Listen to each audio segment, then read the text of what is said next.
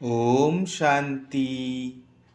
24/2/2024 প্রাত মুরলি বাপ দাদা মধুবন।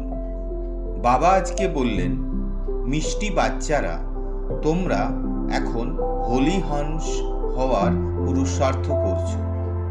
এই লক্ষ্মী নারায়ণের মতো তোমাদের হোলি হংস অর্থাৎ সম্পূর্ণ নির্বিকারী হতে হবে।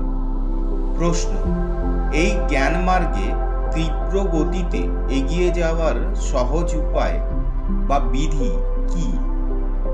উত্তর: এই জ্ঞানে যদি তীব্র গতিতে এগিয়ে যেতে হয় তবে আর সব চিন্তা ছিন্ন হয়ে কেবল বাবার স্মরণে মন জুড়ে যায়, যাতে বিকর্ম বিনাশ হয়ে যায় এবং অশুদ্ধতা সম্পূর্ণরূপে নিষ্কাশিত হয়ে যায়। স্মরণের যাত্রাই হল উচ্চপদ লাভের আধার। এর দ্বারাই তোমরা কড়ি থেকে হীরে তুল্য হতে পারো। তোমাদের কড়ি থেকে হীরে, অতীত থেকে পবিত্র বানানোই হল বাবার কর্তব্য। এই কর্তব্য পালন ব্যতীত বাবাও যে থাকতে পারেন না। ওম শান্তি। ধারণার জন্য মুখ্য সার।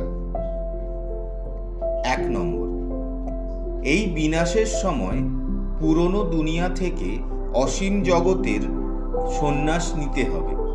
এই কবরখানা থেকে বুদ্ধি সরিয়ে নিতে হবে। বাবার স্মরণে থেকে সব পুরনো হিসেব নিকেশ মিটিয়ে নিতে হবে। 2 নম্বর, মুখ দিয়ে যেন সদা জ্ঞান রত্ন নির্গত হয়, প্রস্তর নয়। সম্পূর্ণরূপে রাজহংস হতে হবে।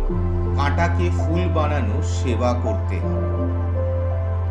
আজকের মধুর বরদান হল, সেবার সাথে সাথে অসীম জগতের বৈরাগ্য বৃত্তির সাধনাকে ইমার্জকারী সফলতা মুক্তি ভব। সেবার দ্বারা খুশি বা শক্তি প্রাপ্ত হয়, কিন্তু সেবাতেই বৈরাগ্য বৃত্তিও সমাপ্ত হয়ে যায়। সেই জন্য নিজের অন্তরে বৈরাগ্য বৃত্তিকে জাগাও। যেরকম সেবার প্ল্যানকে প্র্যাকটিক্যালি ইমার্জ করো, তাই সফলতা প্রাপ্ত হয়। এই রকম এখন অসীম জগতের বৈরাগ্য বৃত্তিকে ইমার্জ করো। যত সাধনই প্রাপ্ত হোক না কেন, অসীম জগতের বৈরাগ্য বৃত্তির সাধনা যেন মার্জ না হয়। সাধন আর সাধনার ব্যালেন্স থাকলে তবেই সফলতা মূর্তি হতে পারবে। স্লোগান: অসম্ভবকে সম্ভব বানানোই হলো পরমাত্ম প্রেমের নিদর্শন। শুক্রিয়া বাবা। ওম শান্তি।